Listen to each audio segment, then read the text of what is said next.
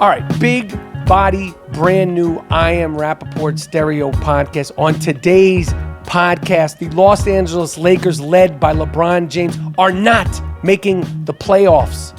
Is the Big Baller Brand done? We break down what has happened with Lonzo and the Big Baller Brand in the last 72 hours. Plus, Kodak Black tried to come for me, the Gringo Mandingo, and so much more. Plus, I got the young shooter. We're talking about Us, the Jordan Peele movie, The Act, the Hulu show that I'm obsessed with Patricia Arquette, on a long talking, hardcore, hard body karate, brand new I Am Rapaport stereo podcast. Miles, Jordan, give me something real nice, something real proper, but most importantly, yes, you know what it is, something real funky. Let's go.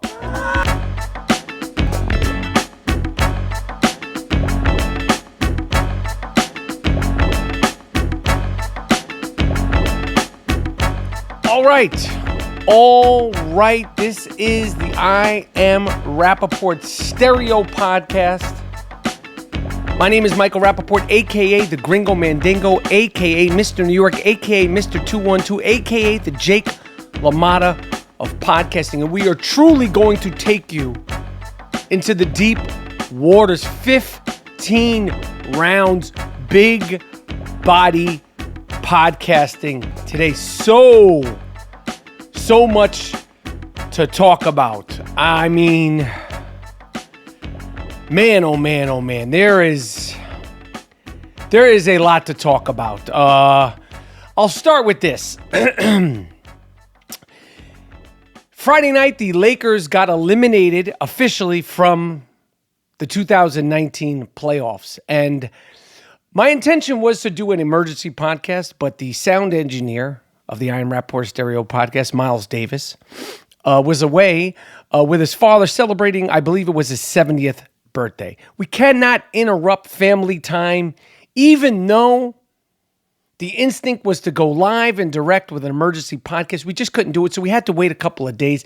And here we fucking are. And there's so much to discuss and break down with LeBron James and his Lakers not making the fucking playoffs. Now, I am on record on this here I Am Rapaport stereo podcast and various sports shows, including Fox Sports 1, Undisputed, saying that I thought the Lakers were going to make the Western Conference Finals. I thought that, okay? But it quickly turned into a shit show in Los Angeles. It quickly turned into a fucking disaster. You know the history. I don't need to break down the details, but I will say this. I blame LeBron James completely. He thought he tried to pull another coup. The guy is trying to manipulate every situation he is in. And he pulled some real bullshit this weekend. But we all know that he thought he was going to get the Lakers to trade for Anthony, the Disruptor, Davis. That's right, Anthony Davis. Everybody loves Anthony Davis. Everybody loves the unibrow, but he has now become a disruption. And that is because of LeBron James. LeBron James gave him the playbook. LeBron James and his agent, Rich Paul, this is his best friend. You might as well say LeBron James is Anthony Davis's agent. Straight the fuck up. This isn't anything I'm making up. This is how it works. LeBron James' best friend is his agent, okay? We know what happened. Anthony Davis thought he was going to get a trade. He thought it would happen. He'd wind up with the Lakers. They'd decimate the entire roster, but LeBron would figure it out. He'd pull in this one and J.R. Smith and Carmelo, and he'd goon his way into the finals. It didn't work out. Motherfuckers are on to you. The New Orleans Pelicans are on to you, LeBron James. You didn't get Anthony Davis. Anthony Davis is now no longer the unibrow. He's called Anthony the Disruption Davis. Okay? You had your little injury. And this weekend, for some reason, out of nowhere, completely out of thin air, LeBron James' personal physical therapist put out a tweet saying, and I quote, and you know I hate making quotes on the I Am Rapaport Stereo podcast. Why? Why do I hate making quotes? Because this is a non-fact-checking entity. If you never listen to the I Am Rapaport Stereo podcast, and I know there are a bunch of people that are listening to this episode, because you know I'm going to discuss Kodak Black. I mean Kodak Black. So you're creeping around, okay? It's a bunch of hip-hop bloggers, a bunch of hip-hop writers, hip-hop experts sniffing around. Welcome. I'm glad to have you. Glad to fucking have you. I'm going to break that shit down right after this, okay?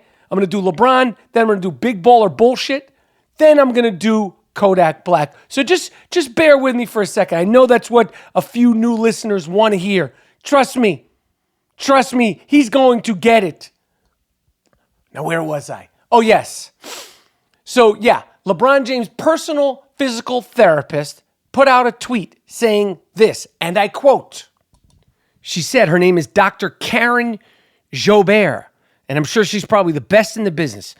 For some reason, out of nowhere, and you know this wasn't on her own. You know that either LeBron himself or one of his flunkies, one of his cronies, one of his people said, yeah, you could talk about LeBron. Talk about what you've been dealing with LeBron, because trust me, she signed a non-disclosure, an NDA, a non-disclosure agreement. So if she's tweeting about LeBron James, rest assured, and this is why I can't stand this fucking guy's bullshit. Rest assured, she got the green light. So this woman put out a tweet on Saturday. As a physical therapist for 27 years, I've had the good fortune to work with some of the top athletes in the world. ...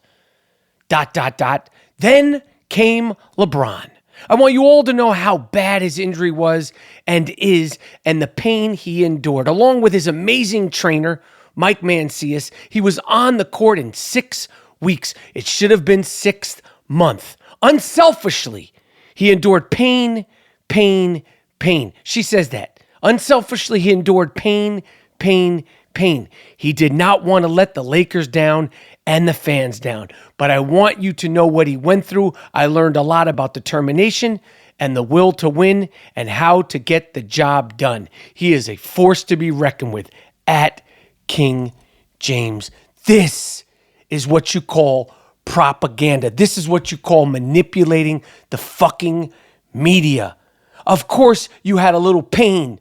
That's what happens when you're a high-level athlete and you get injured. It's a little pain. Oh, but is he so super committed more than anyone else that an injury that should have taken 6 months only took LeBron James 6 fucking weeks? Really? What did you do to him?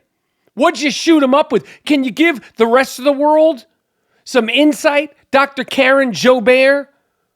How you got him from 6 months to 6 weeks? Maybe share with the rest of the NBA. And why didn't Paul George, whose leg literally broke in fucking half, the motherfucker's leg broke in half. Remember when Paul George's leg broke in half? Remember when Gordon with the good hair, Hayward's leg broke in half last year? Remember that?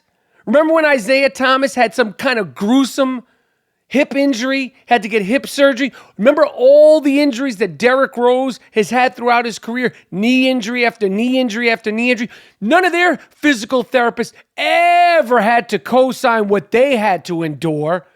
You don't think breaking your fucking leg in half, like Paul George and Gordon Hayward did, took a lot of commitment and dedication? You don't think Isaiah Thomas getting a fucking hip, like damn near hip replacement, took a lot of determination and dedication?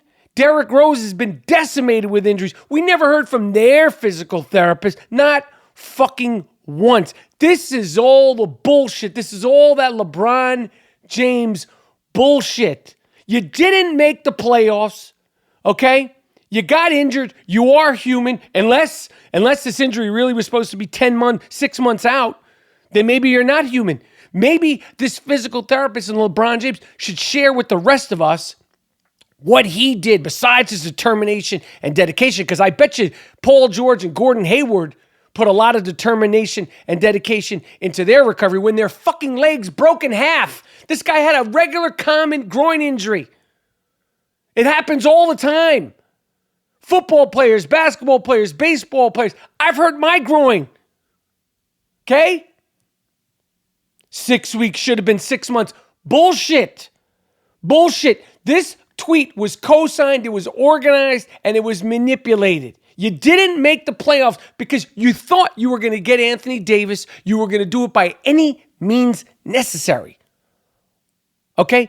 LeBron James didn't care about any of the fucking, like, we're going to get rid of all these fucking guys. I'm going to get Carmelo. I'm going to bring in J.R. Smith. We're going to fire Luke Walton, and we're going to go to the Western Conference Finals. Those fucking days are over. You can't play offense and defense anymore at a high level, LeBron. Those fucking days of gooning your way through the Eastern Conference, they're done. They're finished.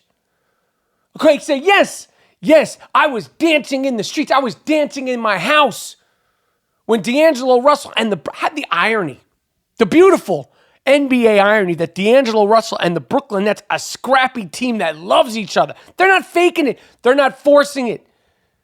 D'Angelo Russell is the biggest star on that team. They're tough. They play together. Their bench is excited when one of them does well. It's not faked. It's not forced. So ironic. D'Angelo Russell was left for dead so that the Lakers could pick up Lonzo fucking Ball. What a mess he's been 2 seasons in the NBA. What a mess. What a shit show. Okay? LeBron, it's over. Now you have plenty of time to get your hair fixed up in the offseason. Okay? Maybe you go to Germany. You continue with your physical therapy. I don't know what happens in Germany. You know what they say? What happens in Germany stays in Germany. Oh, yeah. When it comes to physical therapy, blood transfusion, blood spinning, that's what they say about Germany. What happens in Germany stays in Germany. This was a little tweak. Okay? A little tweak to the groin. Okay? Every single athlete in the league has endured it. No one had their physical therapist send out an Instagram message. He's determination. He should be determination. He's LeBron James. He's getting paid $35 million a year. He's the self-proclaimed GOAT.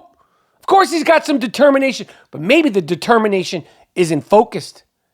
Maybe it's a self-fulfilling prophecy. I don't know. I'm just saying. Okay?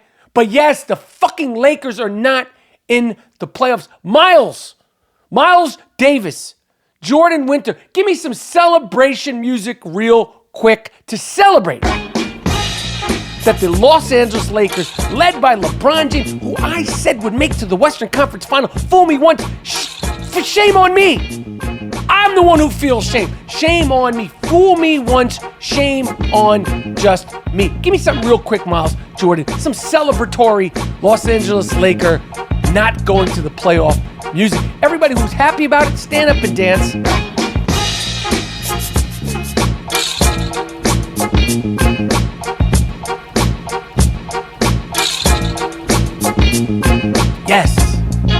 Yes, it's a party.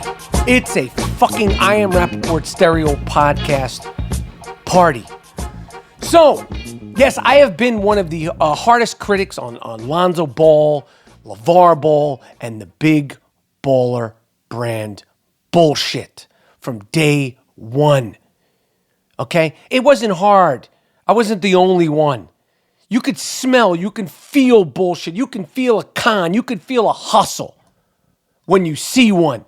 When someone is coming in, it's just, this is just like the fucking Fire Festival situation. This is just like the fucking, The Inventor documentary that I talked about last week. LeVar Ball, Lonzo Ball, the whole Ball family, they came in, we're changing the game, we're changing the world, we're making our own sneaker.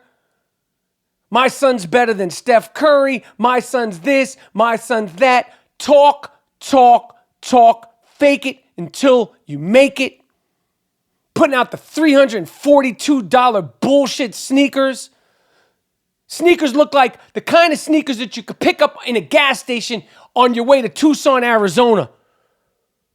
You know when you stop in one of those like desolate gas stations? When you're driving somewhere far, 5-6 hour drive, maybe some people drive 18 hours. There's some truck drivers that listen to the I Am Rapaport stereo podcast. I'm not talking about your corner gas station in your big city. I'm talking about the gas station when there's nothing else around except for the gas station. And they sell everything in there. They got everything you need. They got sunglasses. You could get a pair of jeans, a jean jacket. They got flip-flops, and they got sneakers. Them shits look like the kind of sneakers they sell at the desolate gas station anywhere in this country. Shout out to my man Aaron in Chicago. He was texting me about that. Long time I Am Rapaport stereo podcast listener. Listen, we knew this was nonsense, okay? We knew this guy was talking way out of pocket, selling big baller bullshit, selling big baller pipe dreams. People were complaining about the fact that their sneakers weren't coming. There was one problem after another problem, after another problem, after another fucking problem. One of the owners, one of LeVar Ball's close friends, one of the organizers of the Big Baller Bullshit brand has stolen, allegedly, he has taken, allegedly, $1.5 million from Lonzo Ball. It's over. Remember when Lonzo Ball was drafted into the NBA, he could have had a dope shoe deal, which wouldn't have made him any more dope of a player because, yes, he's a good player. I don't know why we have to keep talking. He's a good player. He's not Donovan Mitchell. He's not Kyle Kuzma. I'd rather have Kyle Kuzma on my team than Lonzo Ball. These guys were drafted after him. He's a good player. If he could stay healthy, if his injuries to his ankles, which may have something to do with his fucking sneaker choice, ever recover, you never know. But he had offers from all the sneaker companies. All the sneaker companies were coming after him. Under Armour, Nike, Adidas, big money. Would have had his own sneaker. Oh, you didn't want to do that. You were going to change the world. You were going to change this. You were going to change that, LeVar Ball. You come in there talking that Don King bullshit. Wing and a prayer bullshit. Now, I would bet that LeVar Ball had nothing to do with swindling his son's money. I'm sure he was surprised as Lonzo Ball when he found out that somebody who was his close friend and confidant was swindling his fucking son's money. But LeVar Ball, you speak things into existence. You got it all figured out. You throw Magic Johnson under the bus. No, listen, you're done with the Lakers. Lonzo Ball is done with the Lakers. And if he knows what's good for him, he will go back on his hands and knees to all these sneaker companies and say, listen, can you at least hook me up with a deal where I get some free product? Can you give me the respect and dignity of giving me a Nike deal where I get some free sneakers? I'll do that for a year and then I'll play my way maybe into a contract. You're never getting your own shoe. Lonzo Ball, listen to me closely. You're never getting your own shoe. Those fucking sneaker companies like this fucking guy, and they're going to say, listen, we're not dealing with your father. We're not dealing with anybody in your family. We'll deal with you and you only. That's it. Okay? So maybe, yes, we'll send you some Under Armour kicks, and maybe we'll give you a $25,000 contract, and we'll give you all the sneakers you want, not exclusives. You're not going to get any special off-color Jordans. We'll give you the basics. Okay? We'll give you the fucking basics, but one of the contingencies to the contract, Lonzo Ball, is that we're not dealing with your pops at all. Don't give him our phone number. Don't give him our email. We don't want to meet him. We don't want to greet him. You got that? Okay, we'll give you 10 pairs of sneakers a month. You do with them what you want. See, not everybody... Listen, there's steps to this shit. You're not... Fucking Jay-Z, man. Jay-Z's a fucking genius. Steve Jobs is a genius. These people are geniuses. They're out there doing this shit and these are geniuses. These are lightning bolts. These are meteors. Not everybody is that. Everybody's worried about their brand and all that shit. You put on a brand of sneakers, and the irony is that you kept hurting your ankles in those sneakers. Okay? It's done. The fucking company should fold. I'm sure they're going to be lawsuit after lawsuit after lawsuit after lawsuit with this Big Baller Brand bullshit. Big Baller Business Bureau. Big Baller Better Business Bureau. Okay, you can't hustle your way and bullshit your way and speak it into existence and all this fucking nonsense that LeVar Ball was talking about. Now you got one more shot, this kid LaMelo Ball. Yeah, he looks good out there playing these high school kids. Listen, don't be fooled by these Instagram clips of the more talented kids playing against other less talented high school kids. Don't be fooled by that bullshit. Okay? Trust me. Trust me. We don't know what the fuck LaMelo Ball is going to be as a high-level player. I don't care what he does in high school. He ain't Kenny Anderson. Okay? Big Baller Brand bullshit. It's done. It's finished. This is the same guy who said Nas is irrelevant. Okay? Now, if you remember, and you follow me closely, that's when I really got upset with Lonzo Ball. Listen, you goofy, funny-looking, fucked-up sneaker-wearing Duke. Listen, that's on you. But then you start talking out. This guy, Lonzo Ball, puts out rap music. This is what the fuck I'm talking about. Not everybody is Shaquille O'Neal. Everybody thinks they could do everything. My man, you're not a good rapper. You haven't even proven yourself as a legitimate NBA player. And then you got the fucking big baller balls to say that Nas is irrelevant. Remember he said that shit and I blasted his fucking ass. Oh yeah. I blasted his fucking ass, okay? Which brings me to Kodak Black. This fucking guy, he said in the last couple, first of all, Kodak Black, listen, I get the hustle, do your thing, make your money. This is not personal. I'm sure he's a nice fucking kid. Because I'm so good, I'm going to be honest, listen. Because I'm so good at talking shit. And listen, I have an advantage. I'm a trained professional. Okay? I'm a high-level actor who also is a high-level shit talker. So when you combine the two things, people get in their feelings. They truly get in their emotional space when I talk my shit. I understand it. I'm very good. Did you ever read my book? The name of the book is This Book Has Balls, Sports Rants from the MVP of Talking Trash. It was put out on Simon & Schuster. You can get the book, okay, at thisbookhasballs.com. You can get it at Amazon. You can get it at your local bookstore.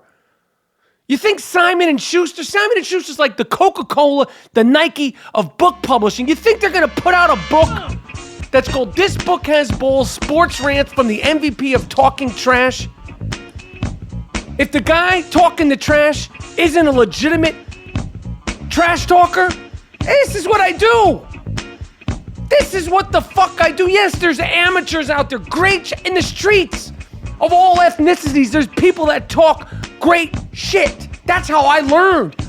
Before I was thinking about becoming an actor, before I was even thinking about trying to become an NBA player. That's right. At 9 years old, I planned to become an NBA player. But before that, and during my time wanting to become an NBA player, all I did every day is talk shit. I'm very good. I hate to brag and I hate to pat myself on my back, but when it comes to this shit talking, I'm fantastic. When it comes to the disruptive behavior, I'm one of the best. I'm one of the best ever. They call me the Great Disruptor. It's the I Am Rapaport Stereo Podcast, the home of all disruptive behavior. So when I get on your ass, no Bruno, about something. I expect, now I don't think about it when I'm doing it, because I never expect people to hear it. I never expect it to go viral. I do it from the gut. Now this fucking Kodak Black, he said last week some fucked up shit about Young M.A., who I love that girl. I love her as a rapper. I love her as a personality. She's been on the podcast. Her story's great. She's honest. She's true to herself. Her music is dope. It's witty. It's smart. She talks shit. She's humble. But she gets it. He said some shit about her, some foul shit about her. He wanted to fuck her or some bullshit. Okay? And he's also said remarks in the past that he doesn't like black women, he doesn't like dark-skinned women. He's a young kid. I don't care about any of that. You talk your... I have nothing to do with Kodak Black. His music to me is do. Okay? Because since this incident, I listened to it, and maybe I'm missing something. That shit is... Yo, let me stay on topic here. Let me fucking stay on topic. And all you new listeners, welcome. All you hip-hop bloggers, all you soundbite fucks that are listening, yeah, get your fucking pen out. Quote me verbatim. Quote me verbatim on all and anything you want. So last week, Kodak Black said he should be looked at, and I'm not even quoting him directly. I'm not breaking rule number 1 of the I Am Rapaport Stereo podcast for this fucking guy. But he said something in the world of, I should be looked at in the same category with the same respect as a rapper as Nas, Tupac, and Biggie. Duke, you're not even in this. What you do isn't even the same genre of music as those 3 guys. Those 3 guys features. Those 3 guys guest spots on other people's music. Verse here, verse there is better than your whole shit. What you do, it's literally like a motherfucker who is ice skating on a lake, comparing himself to the great Olympic figure skater, Dorothy Hamill. You ain't Dorothy Hamill, Duke. You ice skating on a lake. You're not in the same world. And then he said Biggie and Tupac only became icons, only became legends after they died. Oh, man, the fucking ignorance. These dudes were revered while they were living. You don't understand my man, check this out. Listen, people get so caught up in their motherfucking feelings. So I heard this and I was disgusted. And let's be clear on one thing. When it comes to my Instagram shit-talking videos, there is no money to be made. When I get on Instagram and I talk shit and I curse and I talk about this rapper and I talk about LeBron, and there's no money to be made. I'm doing it for the love of the shit talk. I was disgusted when this dude said that I am just a fan. I'm not a rapper. I'm a Rapaport. But I was like, no one's saying anything. No other rappers are saying anything. None of these bloggers are saying anything. They'll put it out there. Kodak Black said, da-da-da-da. What do you think? No, what do you think, blogger? What do you think, hip-hop writer? What's your opinion, you pussy-ass scared motherfucker? What is you think the exact same I think, but I got the fucking shit-talking balls. These big fucking shit-talking balls to say exactly what you think. I'm not asking other people, do they agree with me? I'm not asking anyone else to co-sign with me. Money Grip is not a dope rapper. Money Grip doesn't have a good flow. Money Grip has no hip-hop styles as an MC. Money Grip isn't changing the game. Money Grip's voice isn't commanding. Money Grip isn't kicking any knowledge. Talking about you're in the same league as Nas, Tupac. Motherfucker, you better start at the bottom of the list. Start at the bottom of the list, because you're starting at the top of the list. You're not in the same category, Duke. That's like a little motherfucker being in the crib doing somersaults, comparing himself to Olympic champion Mary Lou Retton. You're not Mary Lou Retton, Kodak Black. Fuck is you talking about? Tupac, Biggie, or Nas? Your whole catalog isn't as good as this verse. Miles, play that Biggie verse when he's out on the street before he was signed, when he was just a dude rhyming. Play that shit right now. Your entire catalog isn't as good as this. That's just me, the B.I.G. Competition over ever since 13. Used to steal clothes, I was considered a thief. Until I started hustling on Fulton Street. Making loot, knocking loose on the regular. Passing microphone, I'm the perfect competitor. Jewels and all that, the clothes is all that. Couple seconds to me, that's where you took your fall at. B.I.G. got my murder, that's the murder. I stay close to mine, like Tina Montana. Pick the smother, the pump motherfucker undercover. First the mother, I'm above ya, and I love ya. Cause you're a sweet bitch, a crazy crap that might make my dick itch. I'm so used to the new though. Once you get used to B.I.G. is a born trooper like ice cream, I scoop ya. My music is wanna get loose to stay dip, and I'm not a booster. So what you got to say? It's not the word is born. It's over to assumption, I got it going on. I'm not conceited, my friends tell me this. Even my mother, be not my head to this. Make a proud, shit, get loud. Look on the sucker, and bow to the crowd. Take a little Hennessy, smoke a 1 or 2 or 3 or 4. Live action guaranteed for all you dumbass niggas. Straight up and down. Your entire catalog is not as good as that shit. Fucking Tupac, Biggie, or Nas. Now, if you haven't heard exactly what I said, let me just preface it by saying this. I did put out an Instagram and Twitter post. And if you don't follow me on Instagram and Twitter, you can follow me at Michael Rapaport. And you could follow this podcast at I Am Rapaport, R-A-P-A-P-O-R-T. I said, should I rant on this guy? I put that out there. I put it out on Twitter and I put it out on Instagram. And I got a unanimous, yes, some people like don't even give him the time of day. But see, it's not about me giving him the time or day, and it's not about me. Honest to God, I say this sincerely. It's not about me. I am a fan. I respect. Don't be mad at me, the Gringo Mandingo, because I have fantastic taste.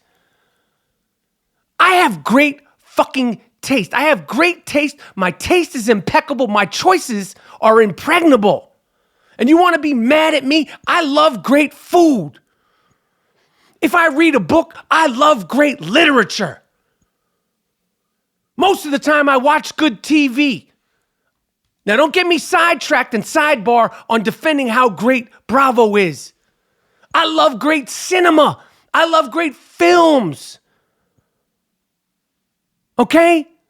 I don't have great style, but the little pieces of clothes I have are well put together. And I buy the best. My cashmere game is insane. I have great taste. But more than any of those things, maybe film, I have fantastic taste in music. Whether it's jazz, whether it's soul, whether it's funk, whether it's reggae, or more importantly, and what we're talking about right here, hip hop. You are not going to sway me into thinking this dude is dope. He ain't dope.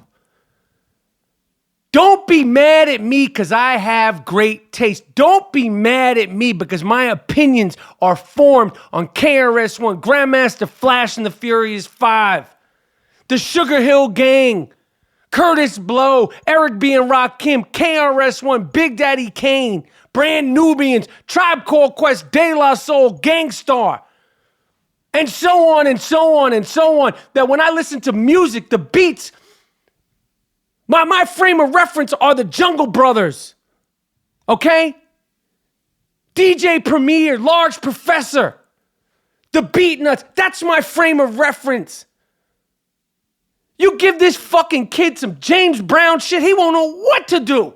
Yo, you give Kodak Black a James Brown beat, he won't have a fucking clue what to do, where to start, where to end, where to get on the beat, where to start rocking. He won't have a clue. You can't rhyme to James Brown. Yo, that's like not being able to make a layup. I don't want to hear it. Your voice is not commanding. Okay? Don't be mad at me because I have fantastic taste. Now, Miles, Jordan, producers of the I Am Rapaport Stereo Podcast, Play my rant. Kodak Black, the non-rapping rapper, said that he should be looked at in the same category as Nas, Tupac, and Biggie. He also said that Tupac and Biggie only became legends because they died. Duke, you're not dope. You're not a dope rapper. You have no skill set. You have no flow. You have no vernacular. Without the face tats, the wild hairdo, and the short stint in prison, you'd be working at UPS. You know, like Biggie said, don't be mad, UPS is hiring. That would be you. No disrespect to UPS. Comparing yourself to those dudes is a guy playing basketball in his backyard shooting air balls, comparing himself to an NBA player. You're not even a top 10 mumble rapper. The fuck out of here with that crazy shit. See that? 60 seconds. These Instagram videos, they give you 60 seconds. You could do the Instagram TV, you could talk for as long as you want. I don't do that. 60 seconds. 60 fucking seconds, and I get you all fucked up in the game. That's what happens if you're a grade A professional, high-level shit talker. 60 fucking seconds of good love, and that's what I gave it. Of course, when I'm saying something negative about anything in hip-hop, it goes viral. Now, we all know, if you listen to this show, if you follow me on social media, I give love almost every day, random love to different songs, different artists, different MCs, different producers, because I'm just a fan. I'm just a fan. But Duke is talking out of pocket. You need to have respect. You need to have understanding of what you're making a fortune off of. God bless this kid. God bless any of these artists out there that are making money doing something they love off of music and all that. I have no problem with all that shit. But when you start talking out of pocket, you need to get respect. Now, there's no other MCs. There's no other rappers. There's no other rap groups that are saying anything about it. These fucking clown-ass bloggers, these clown-ass hip-hop people from all these sites, all these websites, music this, music, they'll just say, Kodak Black, da-da-da-da-da. What do you think? No, what do you think? I had to say and share what I thought. There it is. Goes viral. Then, of course, the little fucks, they come out. Oh, who are you to speak on our culture? You white boy, why are you talking about hip-hop? Because I know this shit inside and out. Do I know the most out of everybody? No, but I know what I know. And as I said before, I have great taste. My taste is impeccable. My choices are impregnable when it comes to this hip-hop shit. So I'm going to continue to talk shit. What kind of low-hanging fruit? Yo, you a white boy. Why are you talking about hip-hop? Suck my dick. You just mad because I'm right. Your man's not all that. Your man's not all that. Yeah, yes, it's a kid's sport. I understand music and hip-hop specifically is a kid's sport. But when you start bringing in the adults, the late great Biggie, the late great Tupac, and Nas Escobar, shout out to Nas Escobar. See, then another adult has to speak on it. The thing that I don't get is, why am I the only one saying something? Why are there not diss records coming out in droves burying this fucking guy? Now, Sticky Fingers from Onyx, shout out to Onyx. He had said some wild shit about Sticky Fingers. And on that same day that I put it out, coincidentally, I didn't know. Sticky is my man. Sticky put out a track banging on this dude because he said he punched Sticky Fingers in the face and all this shit. Sticky Fingers like, you never punched me in my face. He put out a track on him. Hit him with that good shit. But in general, why am I the only... Why does it take Michael Rapaport, a non-hip-hopper? Why is it me? Why am I the fucking a man on fire? Why am I Denzel in A Man on Fire all by myself, shooting down everybody by myself? Why isn't anyone else saying, yo, my man, what the fuck are you talking about? You're not in the same category as Nas, Tupac, or Biggie. Shut the fuck up. Be appreciative of where you're at in your career, that you're making money off this shit. I don't get it. So anyway, this fucking guy, I guess he got wind. Oh, yeah. They always get wind. He got wind of what I said because it went viral. And at his show, I don't know where it was, he spoke my name. And listen to this gargle mouth motherfucker talking shit. Cracker this, crackers that. I love my crackers. He's sitting in front of a bunch of white people saying crackers this. No one mentions that. No one mentions that. But when I say cracker on Twitter, I've got my ass suspended for saying cracker. When I say cracker on Facebook, I've got my ass suspended. No block. This is just this. But I don't even want to get into some racial shit because I don't give a fuck. I don't give a... Obviously, you're not educated in this hip-hop shit because you wouldn't be saying anything about Nas, Tupac, and Biggie. You must not know my hip-hop pedigree, Duke. You obviously do not know my hip-hop pedigree. Play Kodak Black's clip from his show trying to talk out of pocket about me, the Gringo Mandingo. Talking about me when you're on stage. Why are you worrying about me when you're on stage? Why? I don't understand. Why are you worried about me when you are on stage with your motherfucking fur coat? Why?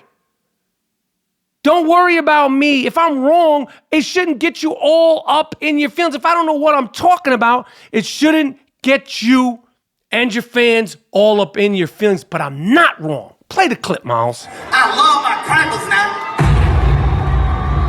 But man, y'all tell this little dumbass cracker stop playing me, man. For real, tell him stay out of rap for business for one. Then tell him go listen to my album. Then after he listen to my album, tell him suck a baby dick. How about that? You run that show. Hey, Kodak, you know what you want to tell fuck that? Tell Michael Rapaport I said. Fuck that. I mean, what more can I say? I said what I said. I'm going to continue saying what I say. All right, and apparently, since this incident went down, Kodak Black has deactivated his Instagram account. Also, let it be known that in April, Kodak Black is going back to court for a sexual assault situation. I wish him all the luck with that shit. Since this ain't personal, I'm just talking about the music, B.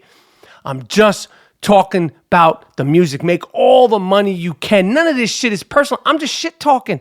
I'm talking shit for the love of the craft of talking shit. I Am Rapaport Podcast.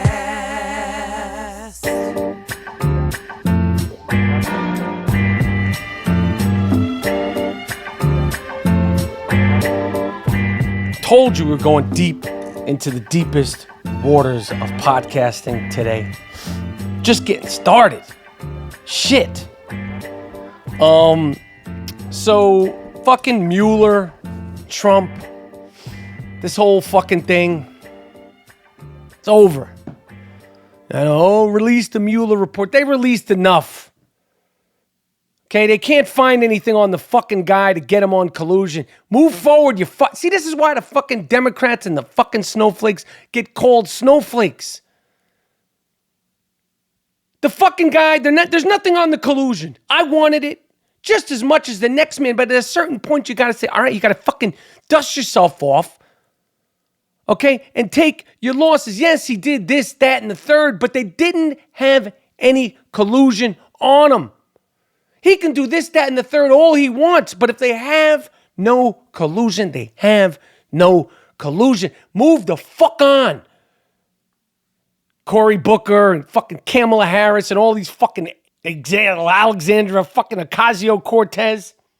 They're all like, release the Mueller report. They're going to release the fucking report. They gave you, listen, if you have any dignity, pride, and fucking sense about you, you just go, all right, okay, this fuck didn't do anything that he did something, but you can do a crime and then it's a whole other thing to be committed of a crime. They can't get him on anything. You got to fucking move forward now. You got to fucking move forward now. This is why there's snowflakes and there's going to be, I guarantee there'll be some sort of protest and some march, another fucking protest and march and people screaming and yelling, vote, motherfucker. Don't protest, don't march. Vote, motherfucker. Okay, and collectively get rid of some of these fucking candidates. Crying Cory Booker, Kamala Harris. Get rid of them. They're just going to Howard fucking Schultz and your bullshit. You get the fuck out of here, man. Pick one guy. I don't know who it is. And everybody vote. Enough with the protests and all this bullshit. Okay? This fucking guy, Donald Dick Stain Trump Jr., he's going, hey, he tweeted, I don't know why people would be so upset that a standing president of the United States was found not guilty of something. I don't understand it.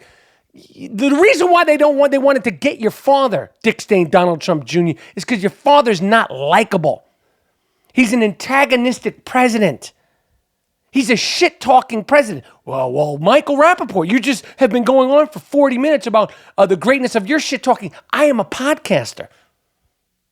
I'm not the president of the United States. I'm not the president of a bank. Okay? I'm in the Michael Rapaport business. I'm in the I Am Rapaport stereo podcast business. I'm not the fucking president. I want the president to be better than me. I want the president to be more patient, more dignified than me. The president should be way more dignified, way more emotionally in control than me. Okay? So yes, I recognize certain things about my personality that I see in Dick Stain Donald Trump, but I ain't the fucking president. If this piece of shit wasn't the president, it would all be hunky-dory. He'd have hit shows and all that stuff. Now when you die, Dick Stain Donald Trump, people, what do you mean die? When you pass away, the car that is carrying your body will be egged. That's what's going to happen. You're not likable.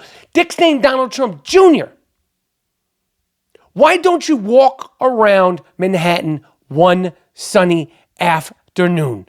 Bring security. Bring your security, but walk around New York City. Go through all the 5 boroughs where there's the most people, and you see how people respond to you. You don't understand why people are so disappointed that Dick Stain Donald Trump, your father, wasn't found guilty. No one likes this fuck. He's an antagonistic, disrespectful fuck. Okay? And then today, another guy, remember 6 months ago, Michael Avenatti, he's going to run for president. Michael Avenatti, he's teasing that he might run for president. This fucking guy was representing a porn star. He was had alleged abuse against his wife, and this fucking clown. I don't know why. I should run for president. Why the fuck were they saying Michael Avenatti should run for president? He'd be a great candidate because he's sort of handsome. I'm sort of fucking handsome. No one's ever said Mike Rapp should run for fucking president. This is another con man. You could just smell it. You could feel it. You could taste it. If you have any instincts, any gut, what's this guy talking about? He's seeing things on a different plane. You ain't Tom Brady, Duke. You ain't Aaron Rodgers. You ain't seeing things on a different plane. You're talking bullshit. Representing Stormy Daniels, representing a former porn star. No disrespect to porn stars. This fucking clown was arrested a few hours ago for trying to extort Nike. You dummy. You fucking dummy. You fucking con man. You were trying to extort Nike. You think you were going to get over on Nike? You ain't Nike? You think you're the first asshole that tried to extort them? Apparently he threatened them to do a press conference about some NCAA violations. Duke, now you're going to prison. Okay, you tried to extort Nike for $20 million, allegedly. I don't want no more lawsuits. Allegedly. And you got busted, asshole. And they were talking about this guy should run for president. Get the fuck out of here with that nonsense. Speaking of lawsuits, shout out to Cardi B, who's also a way better rapper than Kodak Black. Way better. Puns, sense of humor, punchlines, not even close. Way fucking better. Support her 100%. Great story. She's suing some bloggers, more of these fucking experts, and some hip-hop bloggers that accused her of a few different things, one of which is that she had STDs, specifically herpes. Good luck, Cardi B. I got your fucking back. Sue those fucking assholes. These people think they could say anything about you and not get a lawsuit. Cardi B's at the top of her game. She's lawyered up. I wish her all the luck with her lawsuit. You going around saying Queen Cardi B has STDs, that she has herpes? Sue these fucks. Sue the shit out of these fucks. Cardi B, I got your back. You got my support top to bottom. All right, I've been rocking and rolling here. Going solo on that ass. Fucking 50 minutes. 50 fucking minutes. I told you I was going to bring in the young shooter, Dean Collins. We're going to talk about The Act, which is a show that I'm obsessed with on Hulu. My review of Us, the Jordan Peele movie, which, like I said, I went to go see. I didn't go first screening, but I went day one, okay, to the ArcLight in LA. I have to say, I was disappointed. I was very fucking disappointed. We're going to talk about The Act, a show that I'm obsessed with on Hulu.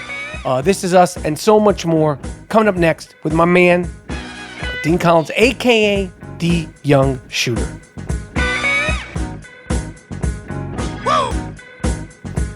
All right. As I said, it's been a while since he's been on. He's been reminding me constantly. The Young Shooter, Dean Collins, welcome to the I Am Rapaport Stereo Podcast. Trust me when I say this, Shooter, there's a lot of new listeners today. Awesome. Trust me on that. So they probably have no idea who I am. Because it's probably been, what, six months? Yeah, well, you know what, Dean? I try to invite you to... Nope, that's false. No, you're a pain in the ass. No, you're that's like, not true, You're man. like the fake Ferris Bueller. Do you know why I say the fake Ferris Bueller? Because, like, you know, Ferris Bueller, like, you know, time was of the essence of him. People not love time. Ferris like, Bueller. Yeah, but like Ferris Bueller, like he kind of walked to his own beat. He showed up when he wanted. You're the fake Ferris Bueller because you try to do that shit to me, and I go recording. Then you don't show up. Never happened. Just to the listeners and to the OG listeners that were there from day one years ago, you know that I was on the first episode, I think, of the podcast.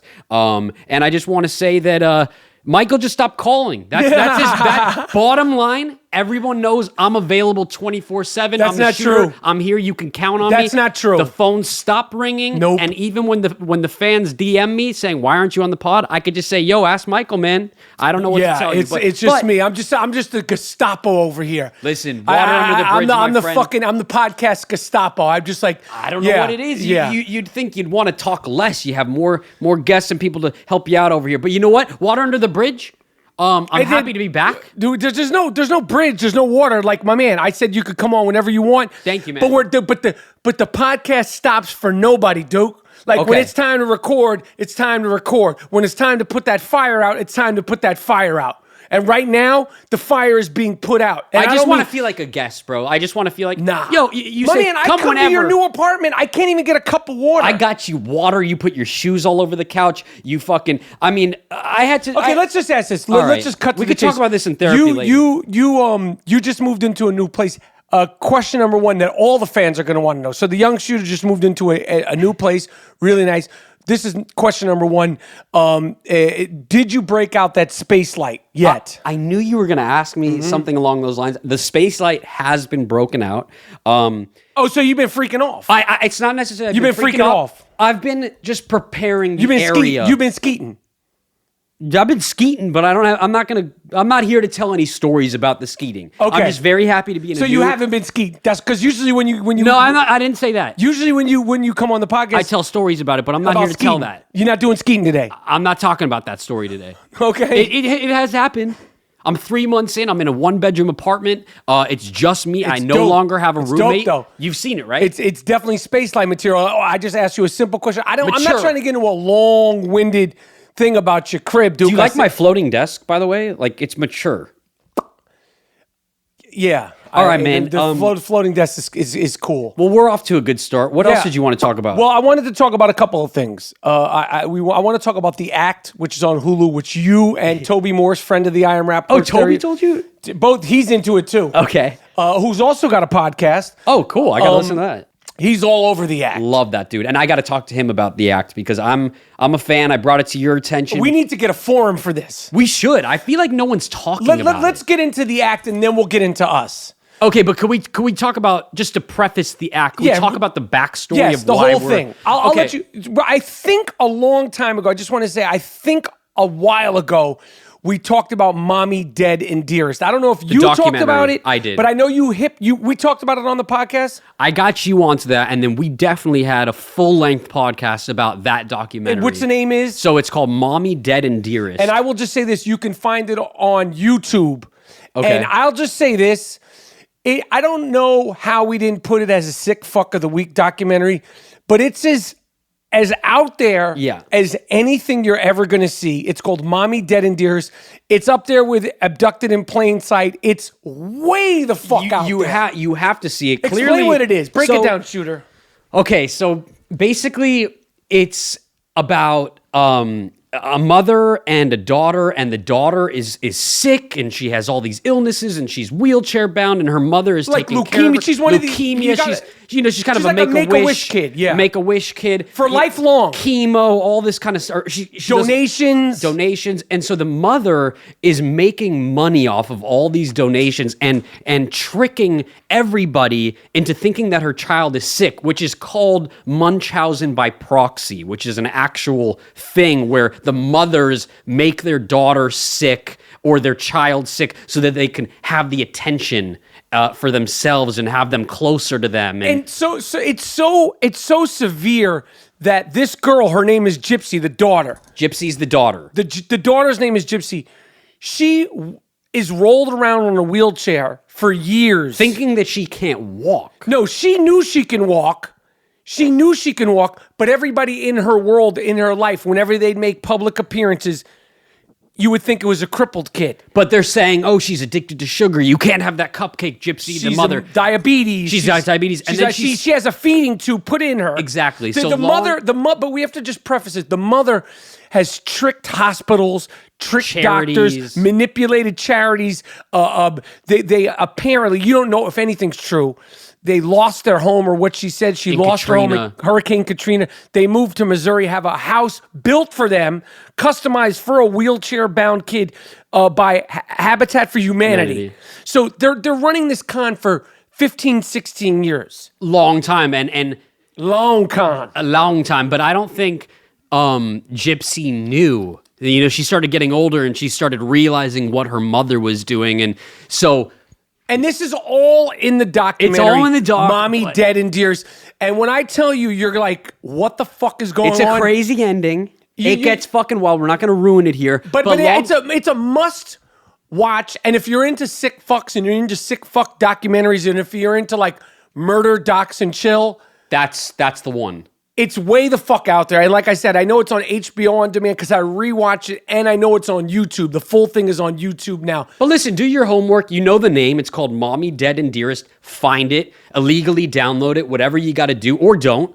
And so obviously it's so fucking sick that they made a show off of it, and it's called The Act on Hulu, about this act, you know, the pretend of the whole act. The whole act. And so it's the mother and the daughter, and Patricia Arquette plays the mother. And Patricia Arquette just off of Escape from Dannemore. Who's I love Patricia Arquette. I'm a fan. Let's talk about her career change. Patricia Arquette was most famous for True Romance. Yes. Where she was a hot... Shout out to True Romance. Shout out to you were in True Romance. Alabama Whirly.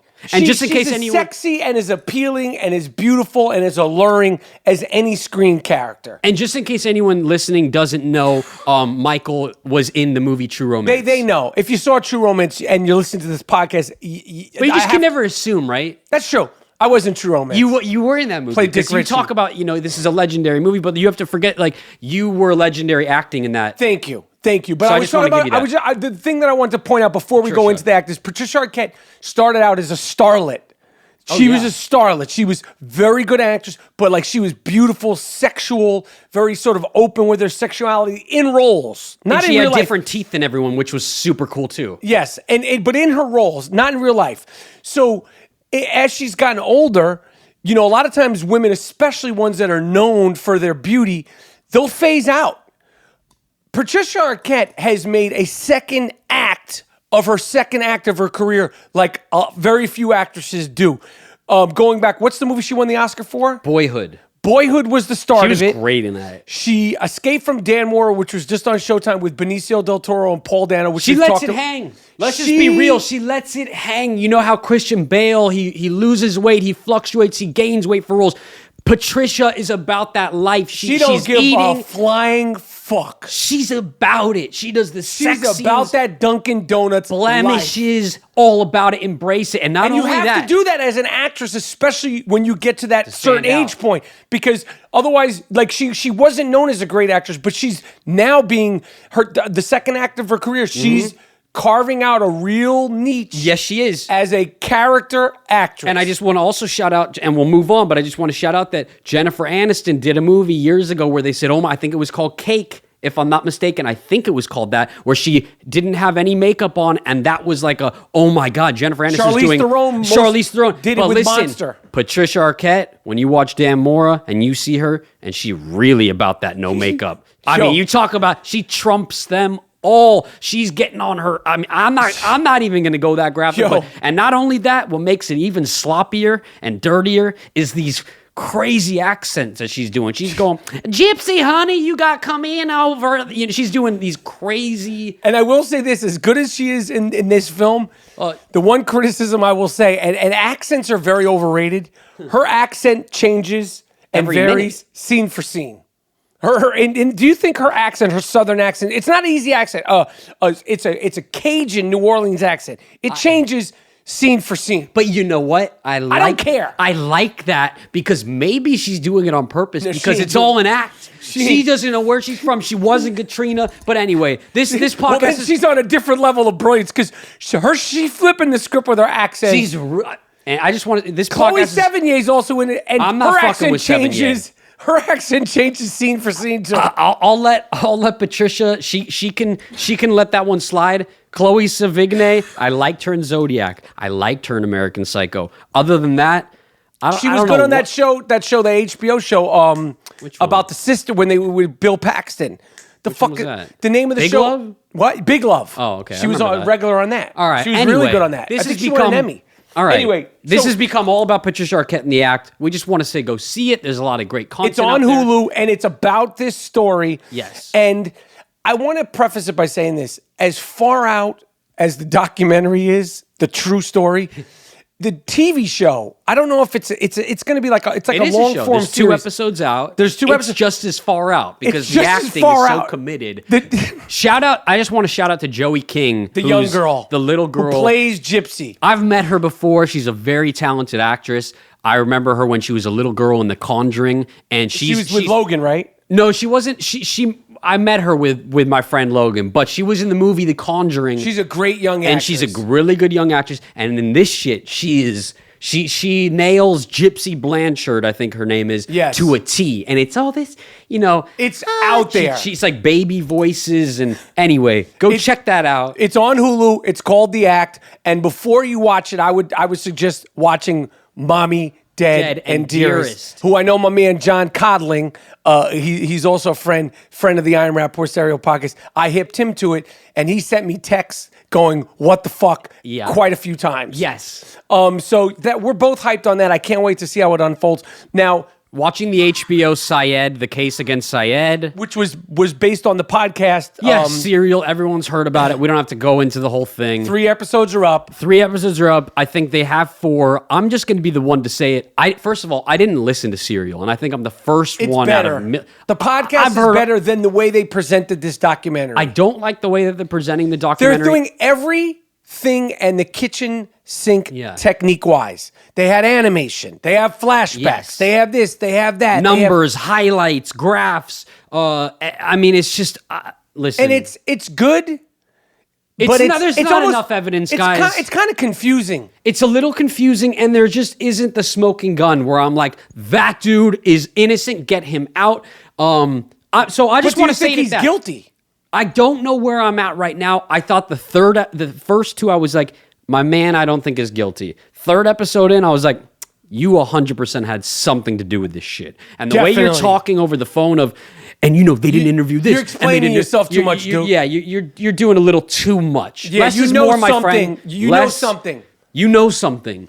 What do you know? What do you know? And I just want to say, if you are listening somehow from prison and you want to talk about it, maybe you can bring that to the I Am Rapaport podcast. It's a friendly, safe environment where if you did want to open up about things, OJ as well, if you're listening, we're here. So that goes to the I Am Gypsy Rapaport. Blanchard, too. Gypsy, no, no. Gypsy Blanchard dropped the mic and owned up to what she did. But I would love to know, like, since then. Oh, I'd love to sit down with Gypsy. Poor and like girl. maybe go on like a mile run before we do it, just to be like, yo, is this crazy? You're running and shit. Like, yeah, no one thought you could walk. Like we're out you here. were like fucking You just wheelchair did an 8-minute mile. Like, you're pretty fast. And Gypsy, if you are listening to this, I will have 24 cupcakes with extra icing at the door when you come in to the I Am Rapaport studios. Now, Us, the film that Jordan Peele. See this. Yes, it's okay. I didn't see Us, but You I've didn't heard see a it. lot of mixed things about The it. Jordan Peele movie follow-up to Get Out, which I was very excited to see.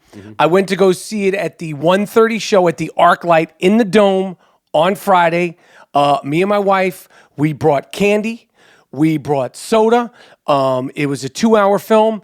I was extra hyped. And I have to say this, I was disappointed. It's not a bad movie, but it is a straight-up horror film. The acting, especially by Lupita Nyong'o, she's a good Yo, I heard she's great. she's really good. She ain't just a pretty face, and she is way out there in her part. And, Jordan Peele is a very good director. He knows how to set a mood and a tone. And when I say tone, he knows what he wants to make. He knows this is a horror film. I want to make you nervous here. I want to make you scared here. I want to make you uncomfortable there.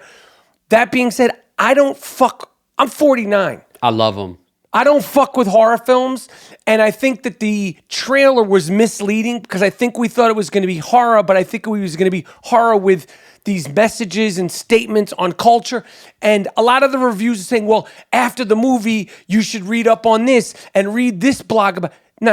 I went to the movie. Yeah. I didn't love the movie. You're not doing homework I'm not after. doing homework. I'm not doing a follow-up quiz. I'm not reading an instruction manual. I'm not, going on YouTube and.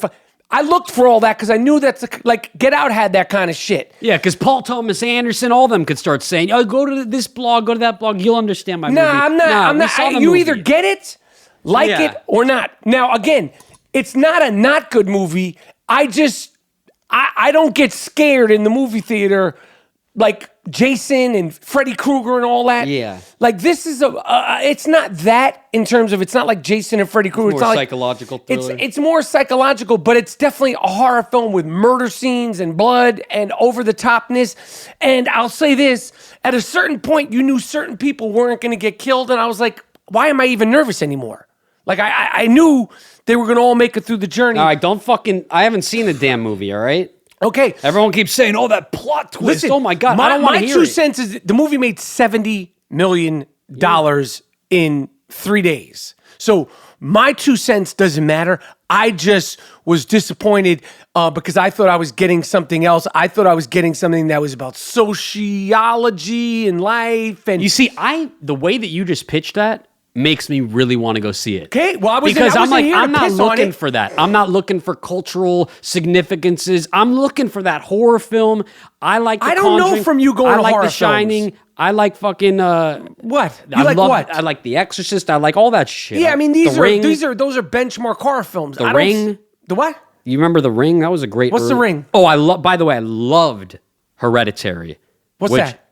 Tony Collette was in it. I It didn't came see out that. Man, you I need to didn't see get your that. movie game up, bro. I think every listener knows what I'm talking about when I say Hereditary with Tony Collette, the horror film that came out, I think, last year. I heard that was really good. It was great. And so I'm down to see it. I haven't seen it. Go see it. I just want to segue into something because I'm not here to just talk about movies and be, the kind of sidekick guy of like, oh, what'd you see and what's good and blah, blah, blah. you're But I dictating- I did have a story that I wanted to tell on the podcast when it happened, but I didn't get the call from you. And so is a now great we're a month story. later or whatever it is, but that's fine. But give all the context because this deserves context. So Michael calls me and says that he's going to do a Netflix special on right? Laugh-In, the show Laugh-In with Ruth Buzzy and all them. It was way ahead of its time. It was a comedy show.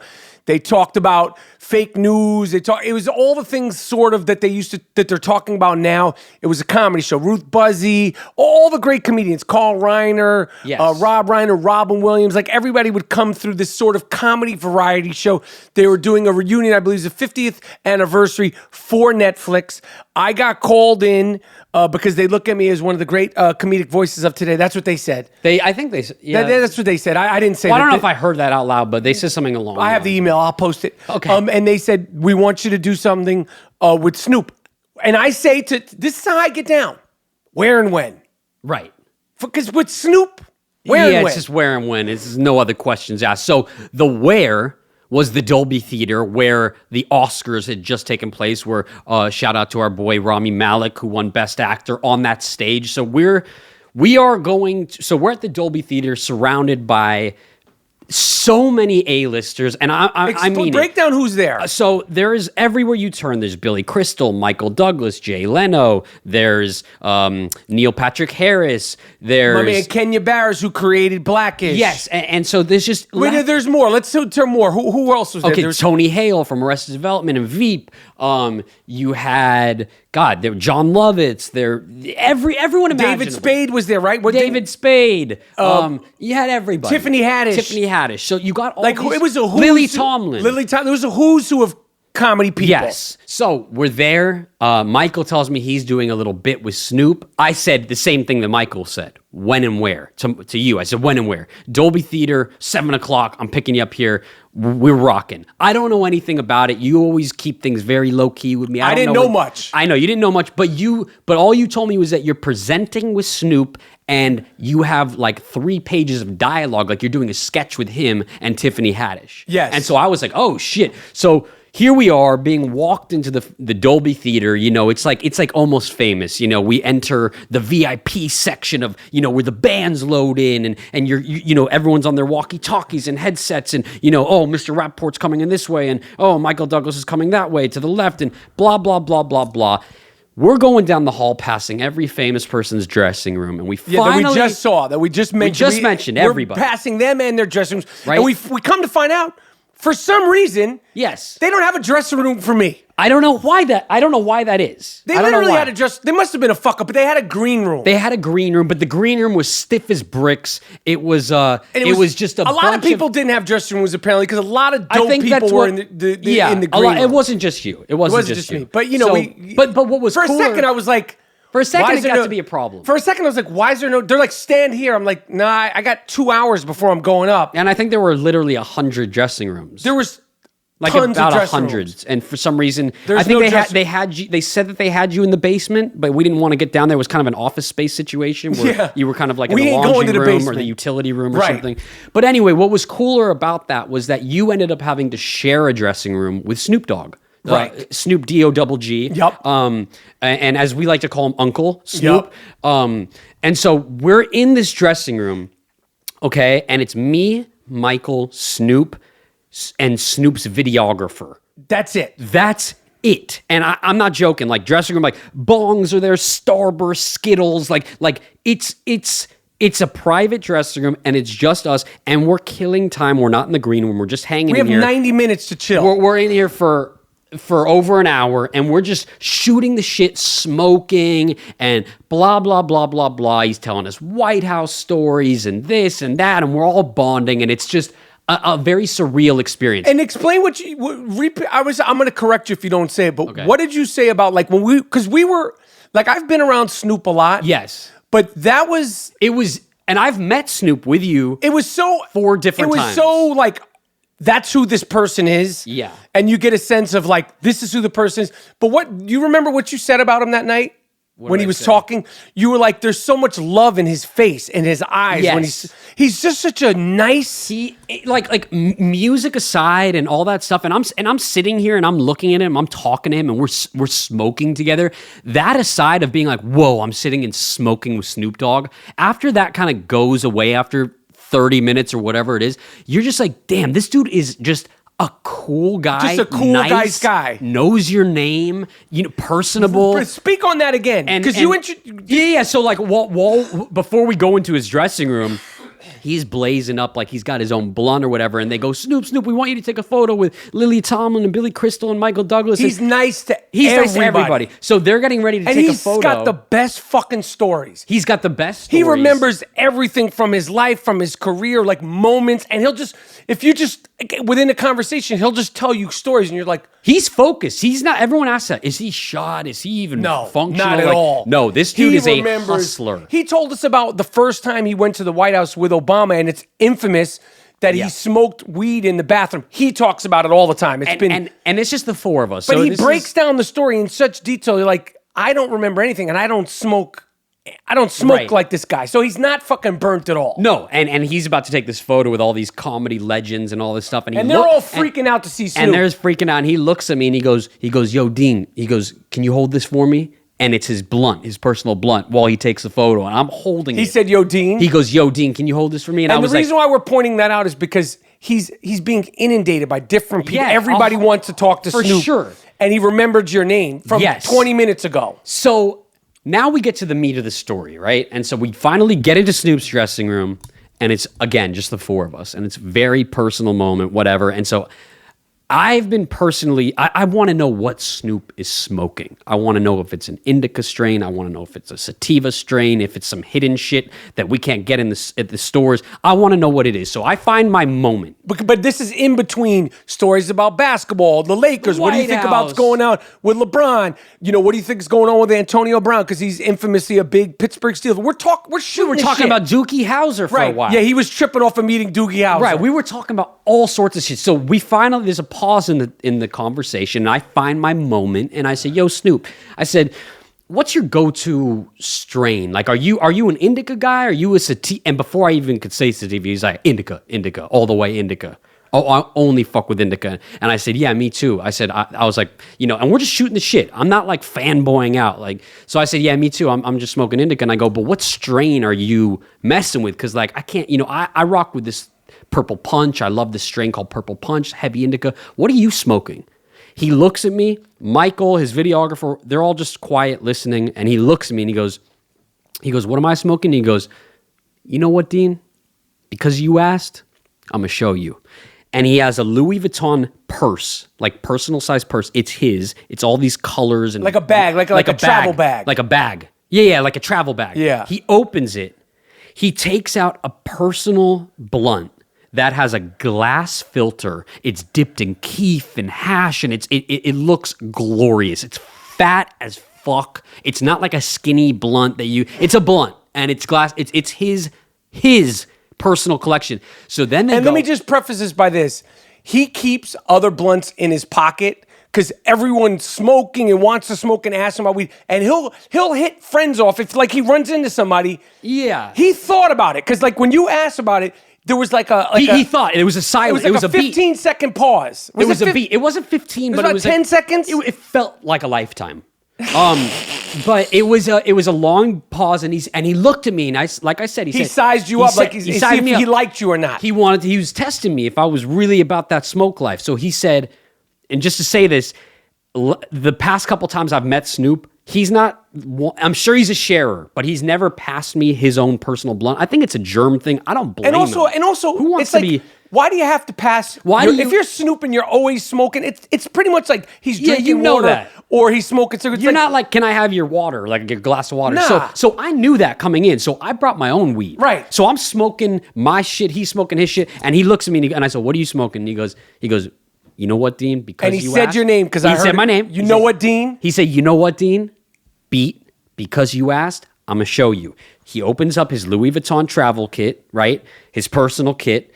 He whips out the thing that I told you, the blunt dipped in keef, the glass filter. It's gigantic. It's his person. He goes, I'm smoking this shit called bubble gum. He goes, that's my personal favorite, bubble gum. He goes, So then they go, all of a sudden, the walkie-talkie people come in, the PAs, and they go, Michael Rapaport, we need you on set right now. It's a whole production. It's a big It's deal. a live show It's a that live they're recording show, with a lot of people, and like people are on time schedules. And exactly. So Michael, we need you right now. So they needed me for something different. So Michael's getting up, and Snoop starts going, oh shit. So he starts lighting the blunt, and he goes, yo. I'm out of the room at this point. He's out of the room. He goes, yo, Dean. He's lighting the blunt for me, and he goes, Dean. He goes, take this. He goes, bring this on stage with you and let me know how you like that. And I run. I go, thank you. I run. I take 2 hits of it. I'm walking up the stairwell, up the different tunnels and this and that. And I'm on the side of the Dolby Theatre. No bullshit. On the side. Jeffrey Ross is there.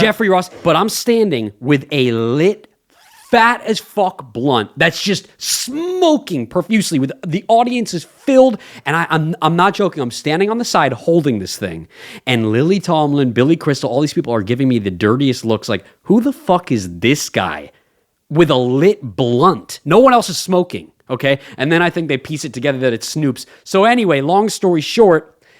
It was one of the best things. You could see the photo on my Instagram of me and Snoop. Michael took a candid photo We'll of repost me. it today. And it was just an epic thing. And so I took 2 hits of that blunt. I have it in a case, and I'm going to get it framed in like a glass casing and put 2 little It rods. deserves that. 2 rods so that it can lay on there. And Now, I'll say this about the young shooter, because I break your fucking balls. yeah. I break them. Shooter's been around a lot of famous people your whole life. You're used to it. You've met a lot of people. You've had experiences with a lot of cool people. We Yeah. broke it down on the mountaintop moments. You fucking met. Didn't Logan Lerman take you to meet the fucking president? I met Barack, and I bonded with Snoop over that, which was crazy. Right. But at all the famous people you've been around, Yeah. Where do you put Snoop in terms of, and you like rap and you like his music, but as a person and as like a star and as a person who, like, when he comes into a room, the mood of the room shifts. Oh, Where do you rank him in terms of just coolness, in terms of niceness, as who's comfortable with the stardom that he has? I can't think of anybody else that comes to mind. No bullshit. I really cannot think. And of someone that's handled their fame so well, where it's like, this dude is bombarded more than fucking Leonardo DiCaprio and all these guys, because he's such an icon in so many different. And when you see him, there's no mistake that it's Snoop. No, there's no mistake. I mean, my grandmother loves Snoop. My mom loves Snoop. This guy is beloved by every age range. And so the question you asked me, there's no one that tops him. I've met Leonardo DiCaprio with you. I've hung out with Leonardo DiCaprio with you. I've met everybody. Honestly, Snoop to me is like, he's like a top 2, I don't know anyone else that beats him. Yeah, he's sick. As There's nice no as- hiding. There's no like wearing. And he's funny. He could never do music. He couldn't do if He brought that. Let me just say this. Yeah. The Netflix special, it's coming out. It's the Laughing 50th anniversary. Me and Snoop walked out on the stage, and it was packed. The Dolby Theatre. This is where they did the Academy Awards. It was packed, and that fucking place. I have never been on that stage. I've never been nominated for an Oscar. It was packed to the top, and there's 4 levels. When we walked out there, they said, up next, Michael Rapaport and Snoop Dogg. The place went ape shit. It went ape shit. And you know what he said? Do you remember what he said? He goes, yo, they were tripping off of me, but they were tripping off of you and me. And I was like, Snoop, they were tripping off of you.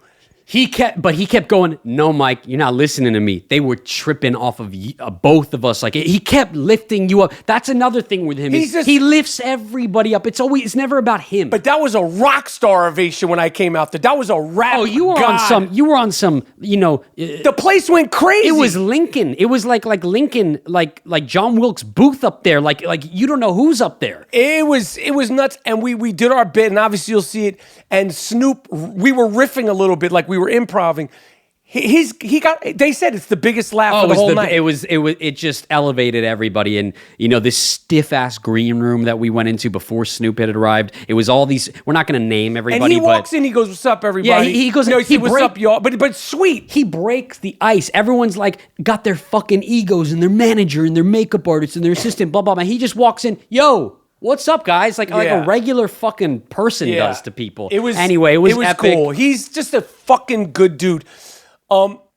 Before we go, I wanted to just say this. I've talked about this before. I am on my Prolon diet, which is the diet which my doctor sold me on by saying it's a fasting diet, and your body will be tricked into thinking it's dying. Oh, That was the selling point. that sounds healthy. Yeah, it's not for weight loss. It's for because of my various health things. The obviously infamous and iconic Michael Rapaport cough. But as we all know, I talk about it openly. I suffer from ulcerative colitis, so it helps break down the cells in your body, bad cells, and rebuild hopefully new ones. And I have been on probably 500 to 700 calorie a day. We're heading into the 4th day, and you've been around me every day since we've done that. Do you want to talk about what do you think of the diet? I think that the diet should be called the bad fucking mood diet because you've been a douche. And I don't mean to just be so blunt, and I know you're doing a great job, and you're taking in your 200 calories and it's about 500. Whatever the fuck it is. But you have been so unpleasant to be around. I think everybody collectively can agree that you've just been unpleasant, but that's fine because you're doing the death diet or whatever they call it that they had posed to you in the office, and so I understand that, and I think that you have 2 more days that you said? Two more days. So I've tried my best to stay away from you for all this whole week. Can't do it. So I'm hearing, surprisingly, you seem like you're actually in a better mood than when you're not on the diet, which is really weird. I don't know Says a lot. I don't know what it is with you. Dean, you're going to come out with me to Irvine because this Thursday, March 28th, I'm doing stand-up at the Irvine Improv. Yep.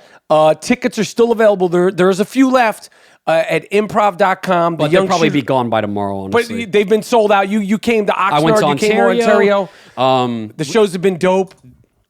And we've been rocking, but you're coming to Irvine. 100%. I hope that everyone out in Irvine. I'm definitely going to Irvine. I went to school out in out there, OC. right? I got history out there. I went to school out there. I know a lot of people out in Irvine. I've been to the mall. Are your people coming to the show? I've been blasting it. I'm telling people to come out, bro. I didn't see any blast. The truth is, everybody that went to school with me in OC is now in LA. Okay. So, well, they could take the drive too. But it's been great. You have been killing it. We've been busting our asses, and I will say the shooter's been rocking with me. Yep. Forget just the big shows, the little shows, the 10 people shows at the Improv Lab, the fucking Tuesday early shows, the Tuesday late shows at the Improv, and all that stuff. And the shooter's been there rocking with me, holding my hand through all the good, bad, the weirdness, the comedian behavior. There's a lot of weird comedian. That's a whole other world. We've been rocking for 4 months with comedy. We could put probably the entire comedy industry on blast. 4 months. That's right. I was at your first show, and we've been 4 months in, and it's a whole other world. But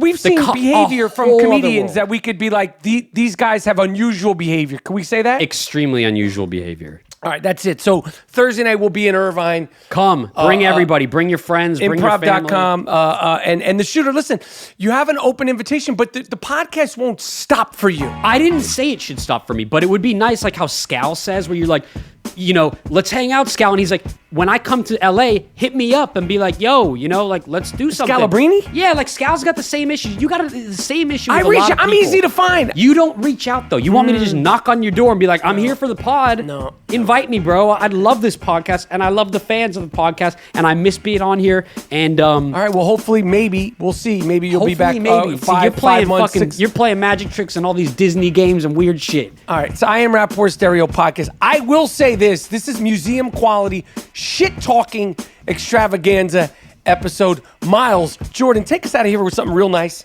something real proper, but most importantly, something real funky. We're done.